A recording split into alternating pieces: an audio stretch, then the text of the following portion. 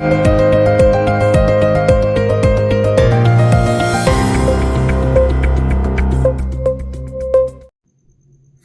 প্রথমবারের মতো 5 দিনব্যাপী বাসন্তী পূজা উদযাপন করা হয়েছে।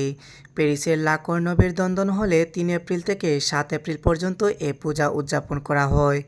কমিউনিটি নেতা টিটু চন্দ্র দাসের আয়োজনে জাঁকজমকভাবে বসন্তী পূজা উদযাপনে পূজার প্রতিটি দিন পরিণত হয় প্রবাসী বাংলাদেশি হিন্দু ধর্মাবলম্বীদের এক মিলন মেলা।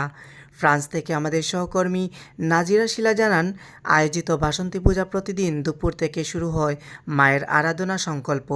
এ সময় অঞ্জলিতে আলোকিত হয় পুরো পূজা মণ্ডপ। বিকাল থেকে শুরু হয় মায়ের আরতি এবং সন্ধ্যায় কীর্তনে মেতে ওঠে সবাই।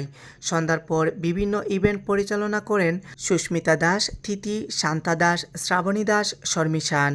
বিভিন্ন ইভেন্টের মধ্যে ছিল কুইজ প্রতিযোগিতা, উলুধ্বনি প্রতিযোগিতা, মহিলাদের বেলুন ফুলানো সহ শিশুদের জন্য ধর্মীয় প্রতিযোগিতা।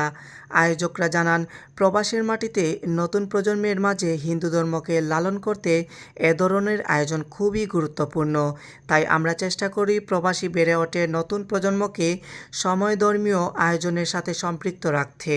পূজা শেষে বিজয়ীদের মাঝে পুরস্কার দেওয়া হয়। পরে সকলের জন্য প্রসাদ বিতরণ সহ মায়ের কাছে প্রার্থনা করে বিশ্ব শান্তির জন্য। Habibur Rahman, desk report, Surma TV 24।